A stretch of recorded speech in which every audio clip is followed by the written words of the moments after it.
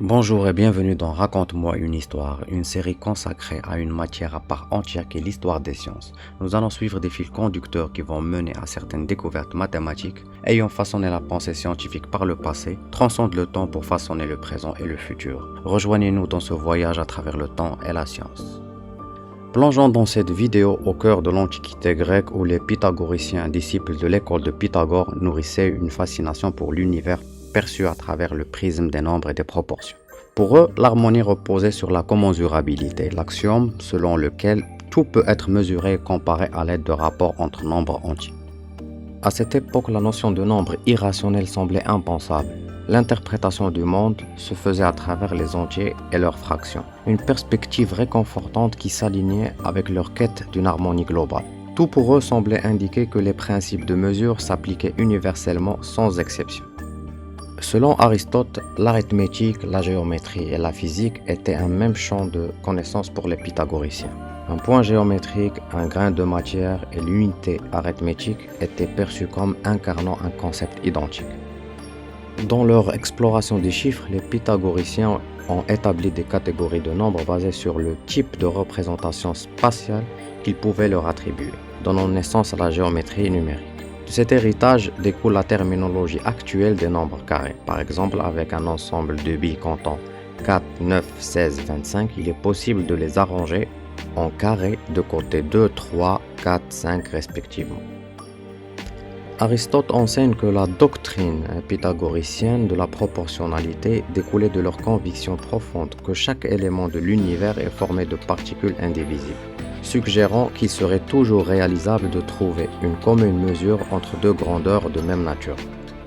Ce qui confortait cette conviction était sa validation par des observations tangibles, comme les harmonies musicales.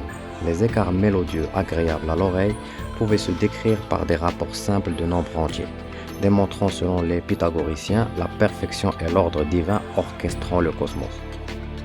Considérant l'exemple d'une lyre, ils ont identifié un phénomène remarquable.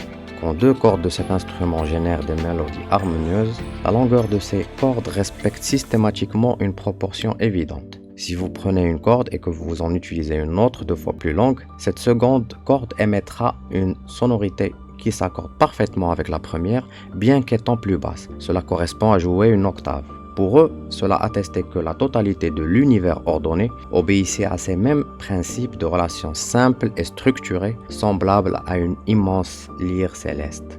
Néanmoins, dans leurs recherches pour déterminer le rapport entre la diagonale du carré et son côté, les pythagoriciens ont été confrontés à une vérité bouleversante qui a ébranlé les assises de leur monde conceptuel. L'un des membres y passe de Métaponte a prouvé par un raisonnement par l'absurde qu'il est impossible de représenter le rapport entre la diagonale et le côté d'un carré par le quotient de deux nombres entiers. Par conséquent, leur théorie des proportions ne pouvait plus reposer sur la notion de commensurabilité, réfutant ainsi l'idée d'un monde mathématiquement granulaire. Les répercussions de cette révélation sur les pythagoriciens furent considérables, interrogeant les fondements même de leur perception de l'univers, instillant un désordre dans l'équilibre jusque-là incontesté.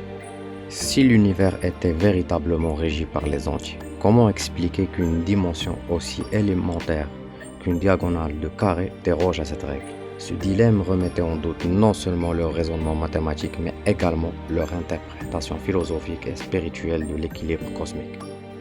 Le risque de cette révélation résidait dans sa capacité à invalider l'ensemble du système de croyances pythagoricien. Dans une culture où le savoir était intimement lié au divin, contester la norme établie était considéré comme une hérésie.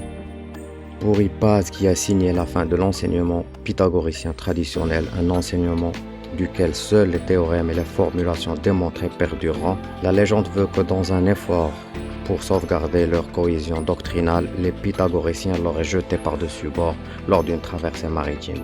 Une démarche désespérée pour étouffer cette vérité dérangeante. Cette histoire ou légende, au-delà de sa dimension tragique, marque une nouvelle ère dans l'histoire des mathématiques et de la réflexion.